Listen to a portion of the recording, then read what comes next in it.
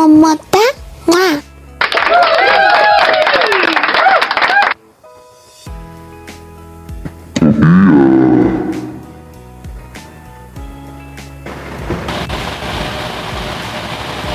Okay, 1945-1944 S. Philippine UEC 5 centavos, copper nickel. So yan ang pera natin dito sa inyong harapan. Makita ninyo medyo, itong dark na to, ito ay tinatawag na commemorative sa 5 centavos. So ito, mga normal na ano siya, 5 centavos. So magandang araw mga kabaryador. Ito na naman tayo sa ating pagtatalakay sa pera na old na talaga kasi 1945 pa ito dahil ito ay nasa Second World War pa, 1945 at 1944. So 5 centavo, alamin natin kung alin sa dalawang year ang hard to find, 1944 ba S o 1945 S.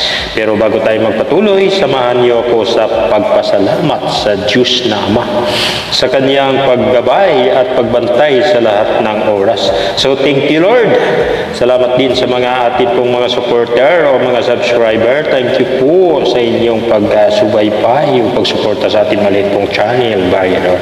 At sa mga hindi pa nagpag-subscribe, invite ko po kayong mag-subscribe sa ating channel. Marami pa po tayong tira nating tatalakayin o bilhin mula sa sirkulasyon. So please subscribe my channel, Baryador.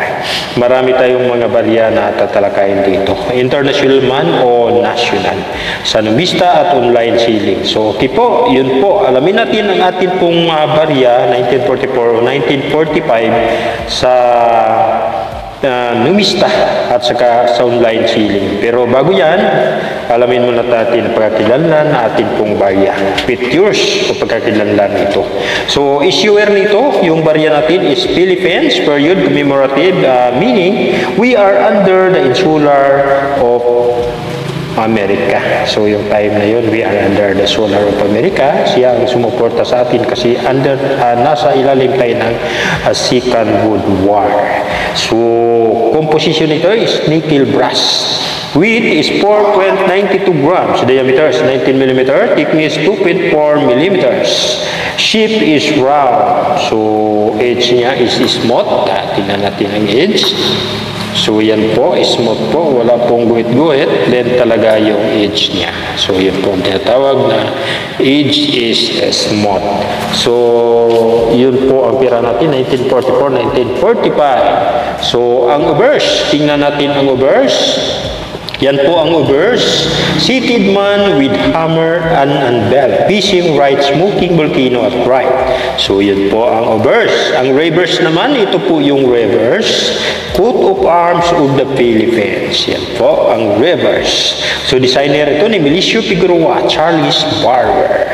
Means ito ng Philadelphia at San Francisco Men's. So malayo pa ang pinted nito sa Philadelphia pa.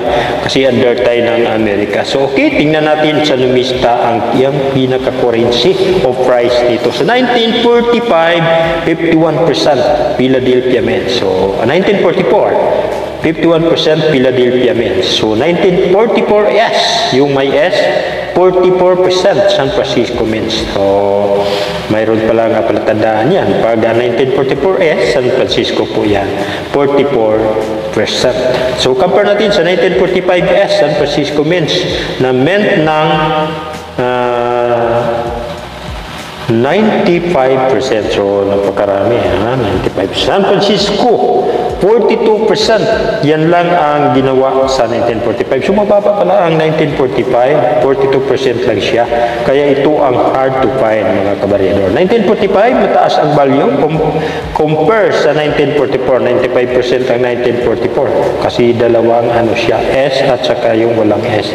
Kaya ito ay common pero collectible din sa panahon natin ngayon dahil pinaka-old na siya. 1944 pa siya. So, sa online selling, may mga nag-display. Pero tingnan natin sa Numista para makita nyo sa Numista ang pinaka-price na ngayon. Sa ngayon, update tayo sa Numista. So, napakataas na ang price ngayon sa Numista. Kasi update na tayo. Yan po ang 1944. Good niya is 870, very good, 70, fine 40, very fine 62, extra fine 62, EU 75, UNC 180. So, sa 1944 is, yan po.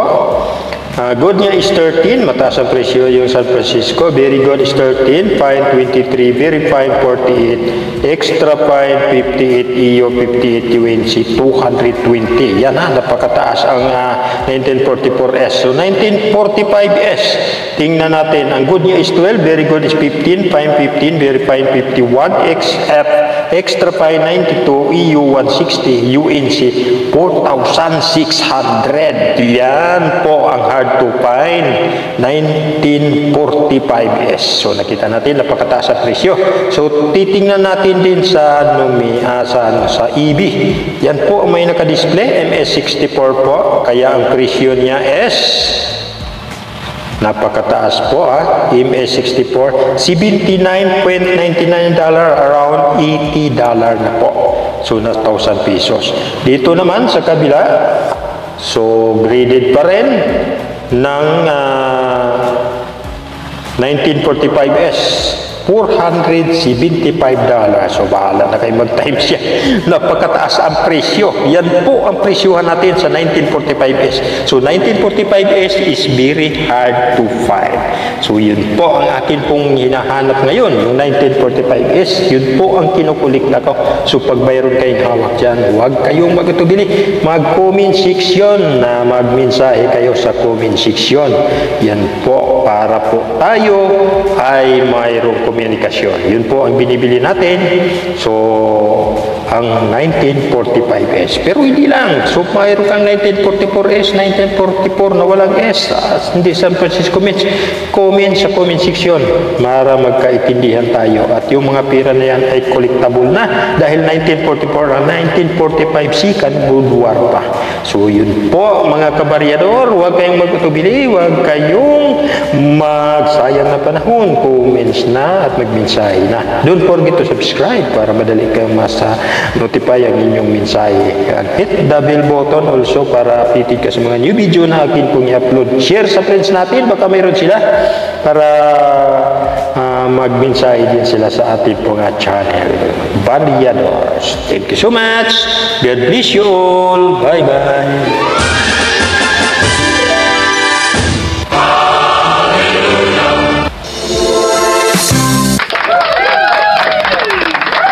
Thank you.